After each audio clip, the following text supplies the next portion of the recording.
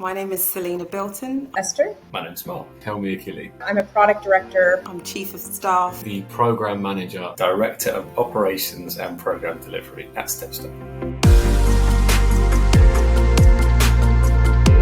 So prior to the organisation partnering with the Listening Collective, we had a new leader coming in. And what that means is fresh thinking, fresh thought, completely different way of working, completely different culture to be embedded. I just moved to Berlin this year. I was feeling really burnt out, and I also changed jobs again within the company. Definitely a job with more responsibilities. I was about 10 months into the role, working on StepStone's largest program, and I was doing it well.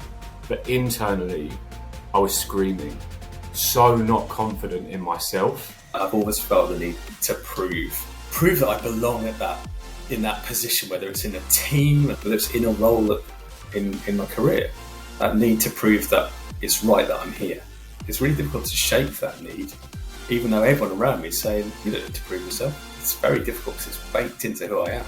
We opened up the conversation with, how are you feeling about having coaching? And I responded by saying I was nervous. And I realised that at that moment, it was a good thing. The shift happened from day one.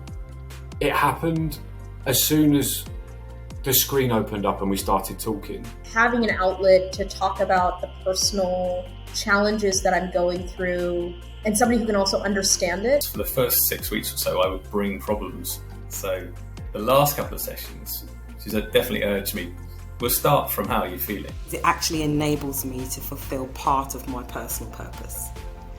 I can connect people who need time, who need space, but most importantly, they need to be listened to, need to be heard, need a safe space to explore their thinking and their feelings. It's identified or brought up things that I've realized I haven't spent time thinking about enough. And the other thing I've taken away is, how do I bring that same approach to actually my team? Let's not talk about the symptoms, but what's causing those symptoms. These things don't sink in quickly. They're baked into 45 years of my DNA. There is a flick of a switch of saying, from now on, you're aware of it. And that's definitely changed how I spend time with my team. I would leave every single session and say to my coach, you're amazing. And my coach would respond and say, you're doing it. You don't realise how strong you are until you're in a situation where you have a coach that understands you. For me, the value of the Listening Collective commercially is actually getting to people before a problem arises.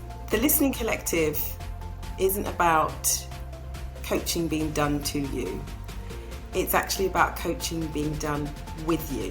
Advice I give to anyone who's considering it, it would be a waste of time if you enter into the coaching and don't share yourself fully.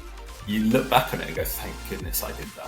Once you start creating that outlet, you also start having a better understanding of what other people's experiences are. My best advice for people on the fence is to do it. One session and then see how you feel. Because I was also on the fence. I didn't know that I needed it. If I'd have known what I knew now, I would jump at the chance straight away.